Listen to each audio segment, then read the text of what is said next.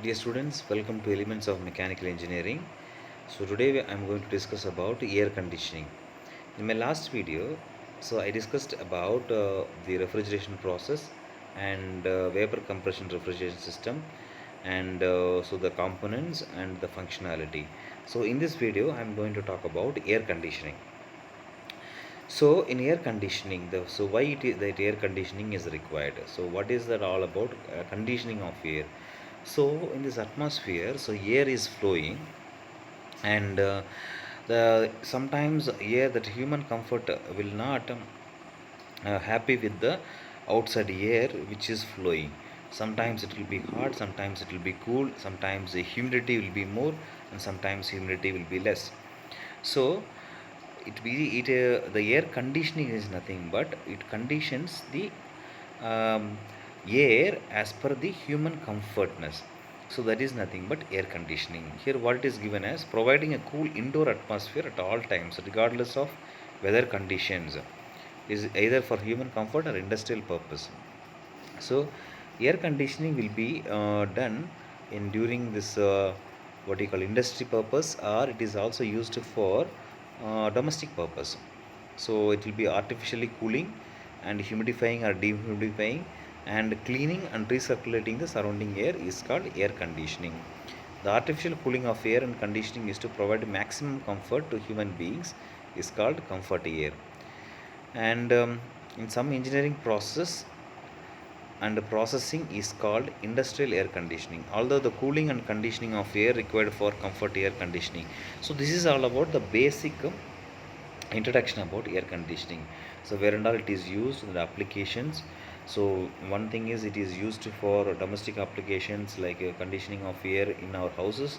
At the same time industry applications where that for example computer parts and integrated circuit units, and some hospitals are integrated circuit intensive care unit ICU.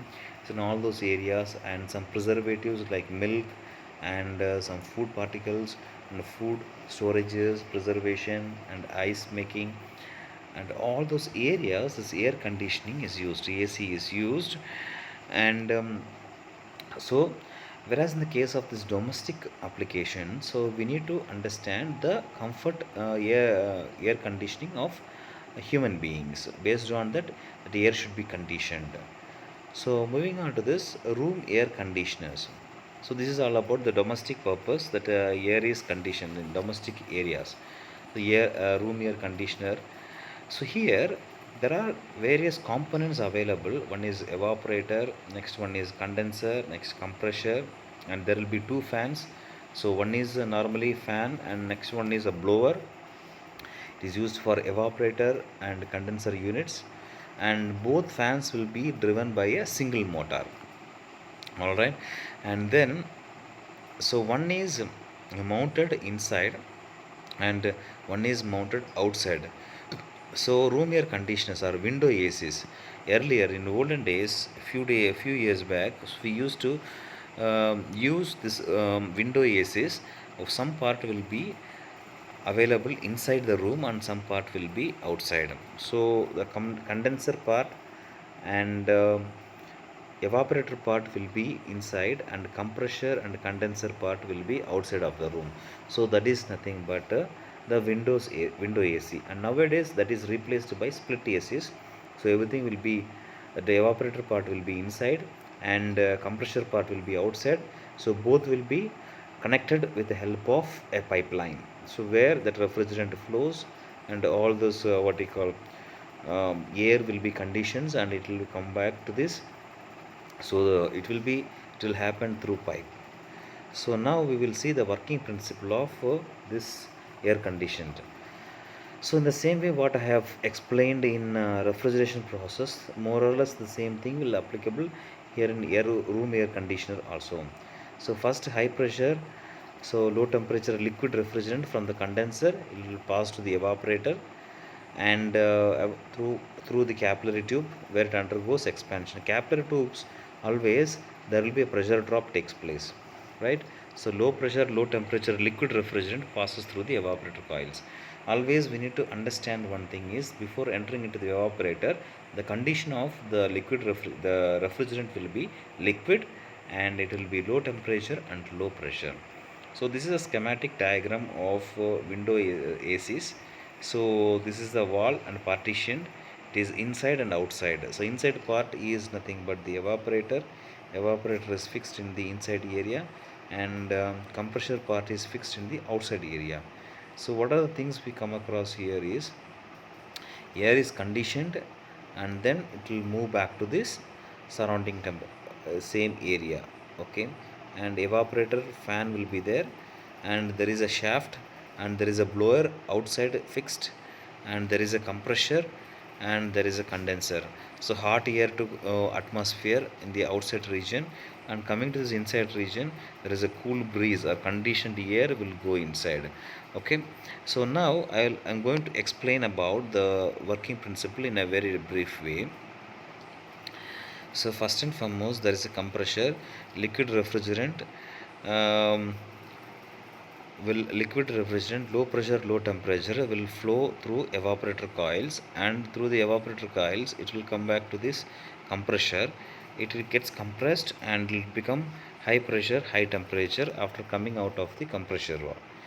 So high pressure, high temperature refrigerant will move to the condenser, and with the help of the blower, and that hot air will be directed outside, and next one is high temperature refrigerant will come down to low temperature, and will move on to this capillary tube. So once it moves onto the capillary tube, that high pressure will come down to low pressure. So the liquid refrigerant will flow inside the evaporating coils. So same, it is, the application will be same, the working principle will be same as that of the domestic refrigerators. So this is all about the working principle of room air conditioners.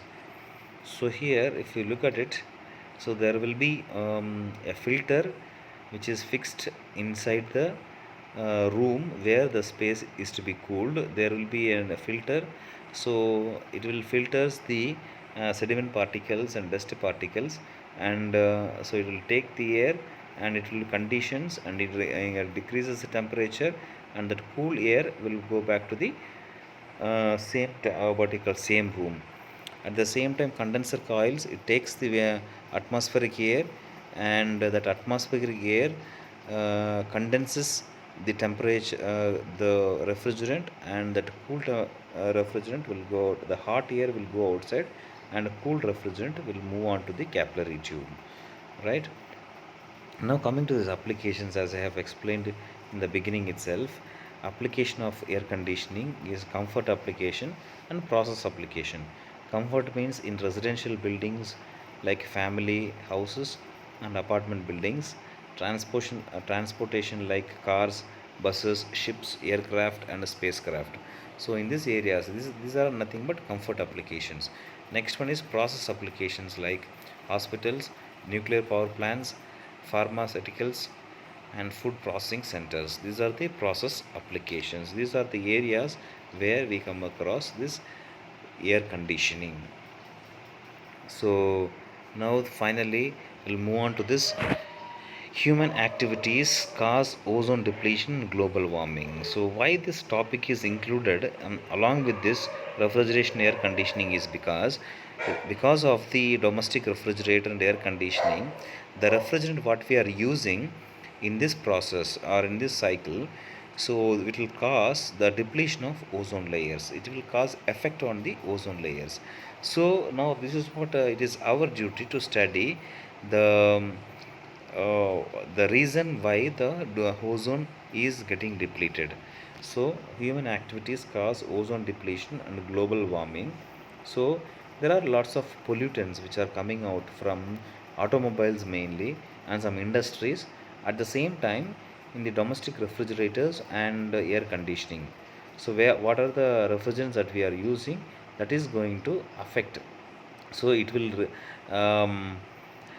send some harmful gases to the atmosphere.